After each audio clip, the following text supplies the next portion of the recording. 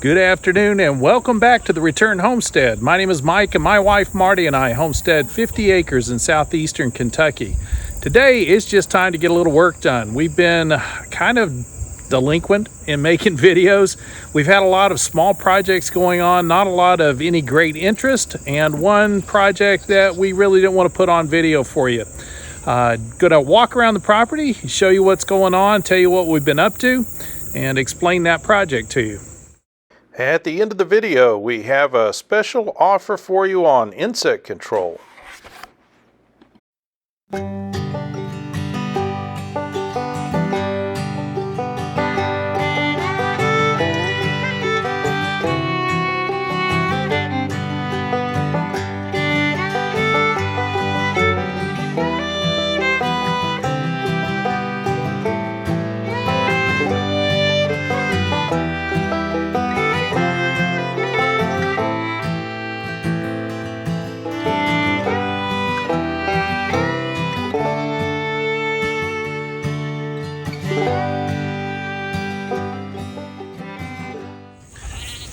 You may notice it's a little bit quieter here on the homestead.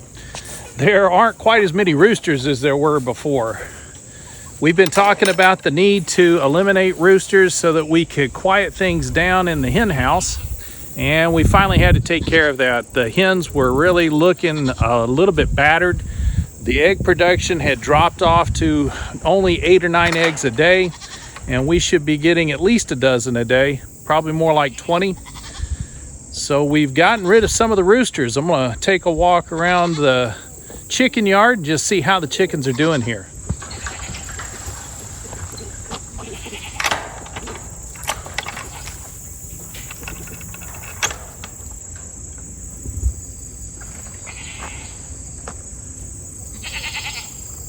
It's much quieter in the chicken yard today. There are 4 less roosters out here. I got rid of the 4 most aggressive roosters, the ones that were hassling the hens and fighting over them. And they tended to make most of the noise. We got rid of another 3 roosters that were kind of in prison around the edges of the yard. Kind of egged on the other 4. You see the hens look a little bit battered. They should recover though, now that things are a little quieter. We do still have some roosters in here. Here's Rocky. I know he looks like a barred rock, but we don't have any barred rocks in the flock, so I'm not sure why he looks that way. He is a big chicken. And a chicken. So he just runs away from us. He's big and slow and clumsy. And most of the time can't even catch the hens that he goes after. So we're going to leave him in here for now.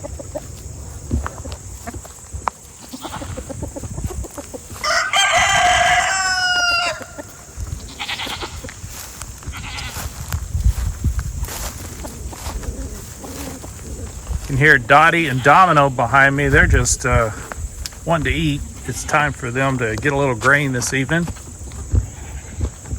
Another one of our roosters up in here.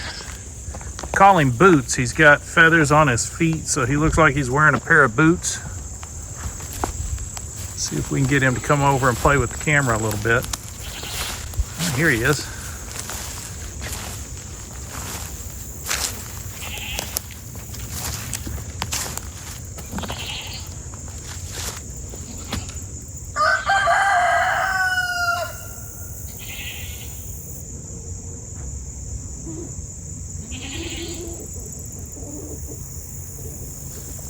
Boots, what's going on, buddy?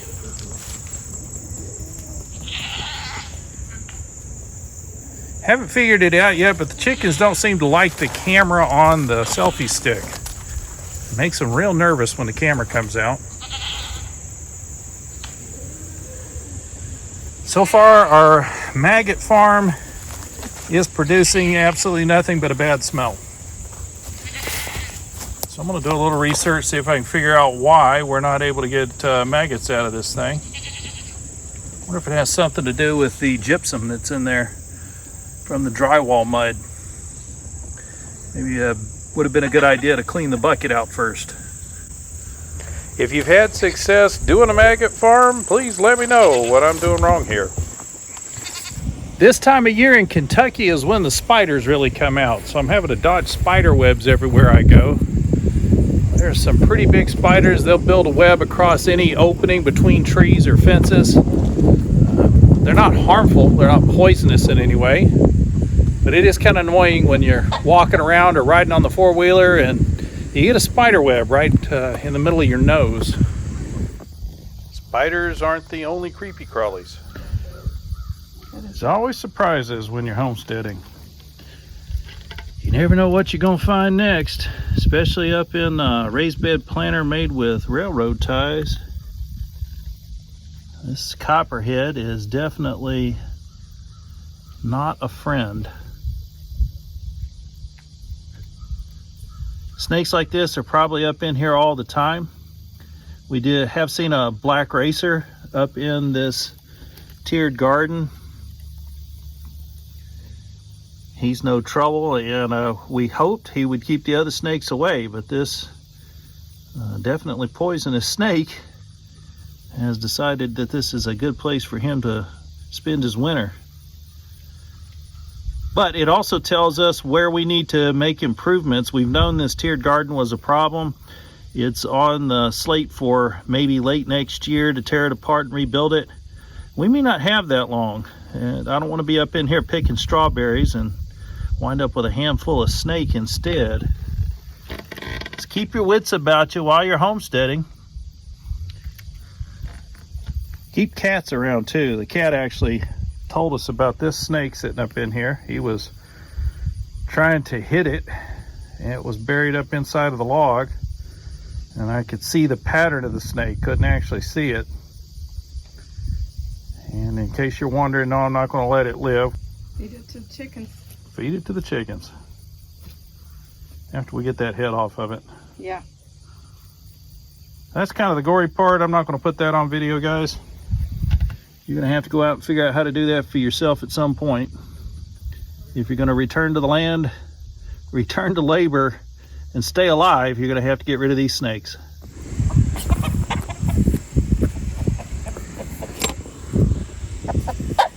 Over here in the small coop, we have William and Grandma. We originally put Grandma over here because she has a bad habit of eating her eggs. Normally we just get rid of a chicken like that, but she lays massive eggs. They're about the size of a duck egg.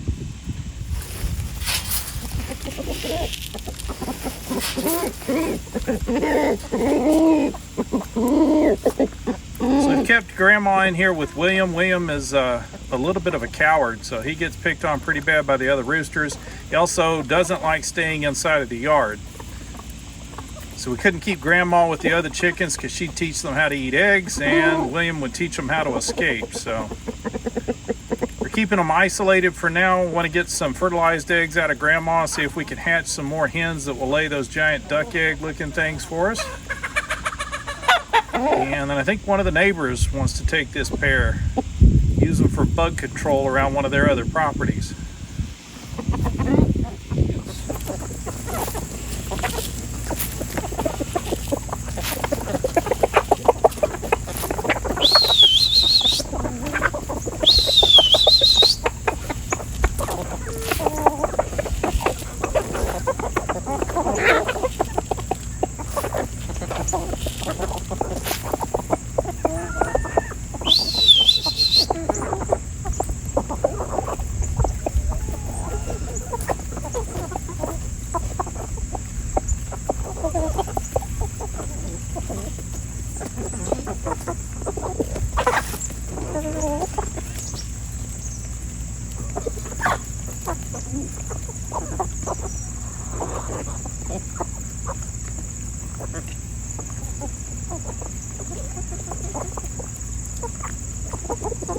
There's Boots right there near the camera with his fuzzy feet. He's the tamest of the roosters we've got out here. He doesn't seem to mind my presence at all. The others tend to run from me. See how he does as he finishes growing up. Tuxedo seemed like a good rooster at first. He was pretty. Then he just started attacking everybody that came into the run. So he was one of the ones we had to get rid of. He was rough on the hens and he attacked people. And there's Rocky. You can see how much bigger he is. He's not full grown yet. So he's still really an adolescent bird. He's going to be a beast compared to these little hens. They've been out foraging all day. I just throw out a little bit of grain for them at night just to make sure they've got a full crop. They've also got plenty of feed in the tubes inside of the run. So they've been supplementing their own protein all day, eating bugs and grasses and weeds that they find out here in the yard. Hopefully our egg production will come back up to normal.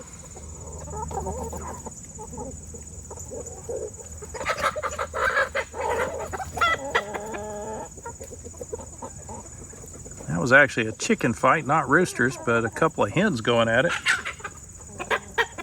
Most of the black hens that you see out here are astrolorbs. We've been having a problem keeping those guys inside of the yard.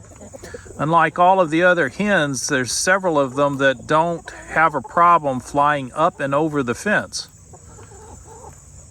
Now we're hoping that'll stop now that we've gotten rid of the roosters that were kind of chasing them and putting the pressure on them that made them want to escape in the first place. We're kind of wait and see on the astrolorbs. We may end up clipping wings to keep them from flying over.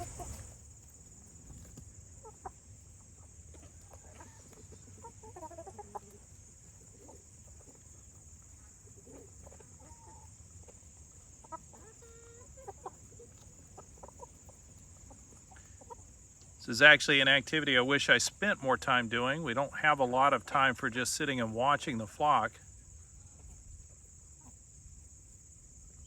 All the birds do have their own personality, their own temperament, and it's hard to tell, who's healthy and who's not doing well if you don't spend time watching them. This winter squash that's growing just outside of the chicken run has been getting lots of good nitrogen. It's a very healthy squash plant.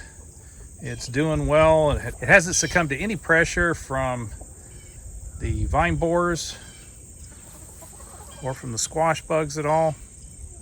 It's been doing very well here right alongside the chickens.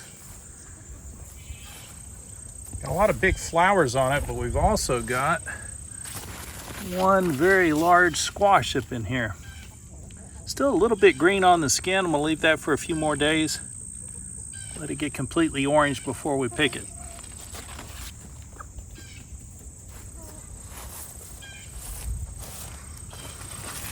Just found another one forming here at the edge of the plant. It's still completely green. Probably only a few days old. We're the second year on the pear tree. We do have at least 3 pears left. One surprise here. We didn't see any blooms on the apple tree, but we have 1 apple. Not really sure what the variety is here, so this could be an heirloom apple, which is why it looks a little rough. We'll have to keep an eye on this, and when it gets ripe, we'll check it out, see what kind of apple it is. The blackberries have been doing more growth in vine than they have growing fruit. That's kind of what we expected this year. They are spreading out quite a bit. And hopefully next year we'll get a lot of good fruit production off of them. Got the first row of brassicas put in. Brussels sprouts down here toward the end. We've got some cabbages, kohlrabi. Got some kale in here. Some bok choy, broccoli and cauliflower out toward the end. This is just the first bed we'll be putting in. We've got 2 more tomato beds to take out. Probably put brassicas through both of them. And the sweet potatoes are just a hot mess, but they are still growing in there. The weeds kind of took over, and it's been impossible to get in there without stepping all over the potatoes, so I decided to just kind of let it run its course. Got about another 3 or 4 weeks, we'll be able to dig the sweet potatoes up. And where the green beans are still growing, we've got peas coming in now. So we're gonna grow peas up here. It looks like Marty's also planted some bok choy and Brussels sprouts, so she's got some brassicas growing on the edge of the pea bed. And then she'll have put seed in all of these center holes. Let the peas use the trellis.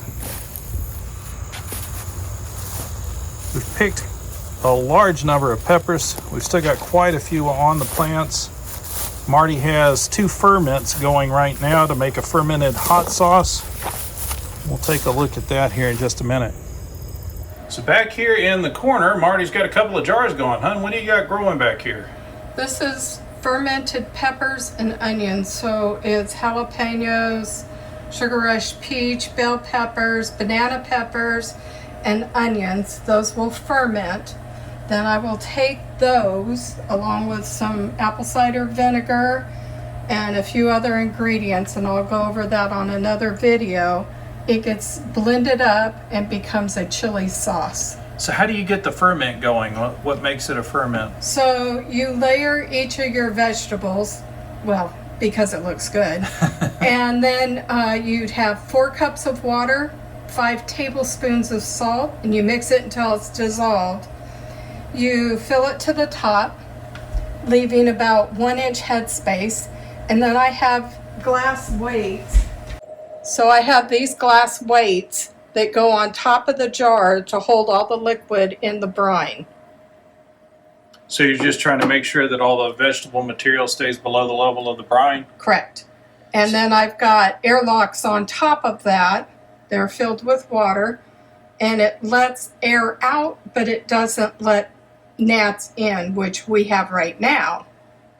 Is every time we bring fruit or vegetables in, the gnats come in with it. Yeah, we've been having a real bug problem in the kitchen with that. And these airlocks accomplish a couple of things. They let carbon dioxide out, which will happen with the fermentation, but they don't allow oxygen back in. So this is an oxygen-free environment that is what really leads to the fermentation. Very important part of the process. So we've been trying to control bugs in the kitchen, especially the fruit flies and other flies that have been coming in this summer. So this is what the little bug trap looks like. This one is actually an electric grid. So it shocks the bugs, killing them, like your old bug zappers that you'd have out on the back porch. They're winning that right there. So we did get a lot of these fruit flies coming in. Anytime you have tons of fresh produce sitting in the kitchen, you're going to have that problem. And this is the other type of trap that we've been trying out. It's got a little cardboard cloud on it, and that has a sticky substance on the back of it with a blue light to try to attract the flies, gnats, and other things that come in while we're harvesting. We'll take a look at these and see how well they've been doing for us. One of the ways that we've been working to try to control the insects, especially the fruit flies, the gnats, and the other flies that come into the house during harvest, is we've been using some baits or traps. There's a whole new collection of products on the market right now that are using blue light and different types of electronic zappers and sticky baits or sticky traps to hold the bugs in place. We've been working with the folks at Pest who sent us some products that they're just bringing to market. This one is actually a bug zapper, so this is very much like the old bug zapper you would have out on the back porch. We've had this set up in the kitchen for a couple of weeks now. And we're going to take a look and see just what it has zapped. And unfortunately, I'm not seeing anything. There's nothing collected on the screen. Nothing has fallen down inside of the trap. We were really hopeful for this one. We've been sitting around at night listening for the loud zaps as bugs get fried on it. We haven't smelled any of the bugs burning like you normally smell with the bug zappers out on your back porch. And it could have been where we had it too. Could be where we had it located. Now this little zapper we had sitting next to our compost bucket, right up on the counter next to the sink. Should have been a good location for it. Or we don't have a lot of mosquitoes in the house. Yeah, it's primarily for mosquitoes, and apparently we don't have a lot of them in the house because we didn't collect any. The other type of trap are these that you plug in that have a blue light on the back of them, and then they have this sticky card in them that collects the insects for you. Now the cards are replaceable, so when it gets full you just slide it out of the contraption that has the blue light on it and throw the bugs away. You can see we've caught quite a few different gnats, fleas, mosquitoes. And they do come with a refill. A lot of fruit flies. Yeah, you do get a couple of refills along with the little trap. One of the nice things about this trap is the on-off button. A lot of times these blue lights can be very annoying. We've tried some of the other products that are extremely bright, and it just burns your eyeballs when you look at the things. This one's not quite as bright. It did do a fairly good job of collecting insects that got stuck to it. Obviously, they weren't able to free themselves once they got on there. I do see fleas on there, along with a collection of fruit flies and other small moths and gnats. So it did a fairly good job. That's 2 weeks worth of the trap being set up and working. So the folks at Pest have given us a special offer to pass along to you. They are offering a 40% discount. Plus, they are doubling the order. So when you order one of these Careland traps, you'll get 2 of the lights with a couple of the replacement cards that go in them. And that'll have a 40% discount. We'll put that in the description of the video so you guys can take advantage of that. We're not affiliated with them. We don't have an affiliate program at Amazon yet. So this is just an offer that was given to us, so we're passing it along to you so you can take advantage of this. And the offer is valid for 1 month. Anytime in the next month that you want to make a purchase of this little trap, the offer is valid through September 15th. I don't know about you guys, but any bugs caught on a trap that we can throw away at this time of year, it is an absolute bonus. So it did a fairly good job there. Just want to say thank you to the folks at Pest for allowing us to bring this offer to you. And I do hope that you're not having the same problem with the insects that we are. Our harvest has produced quite a bit of produce, but also a lot of bugs coming into the house along with it. And then finally, this evening's work project is to get this corn bed taken care of. Gotten most of the corn stalks removed. I've still got a big pile of them back here. I want to get these pulled out and then get the mower in here, run the mower over the top of this, get it leveled back out, and then we can figure out what we're going to do with the bed. Well, we're losing the sun a lot earlier than we have been, so I'm not going to get nearly as much work done tonight as I had hoped to. We had planned to get the backyard cut, especially in and around the garden, but there's just not going to be enough time tonight. We do appreciate you joining us here on the homestead. If you haven't subscribed yet, please do subscribe and hit that like button while you're in there. We'll see you next time.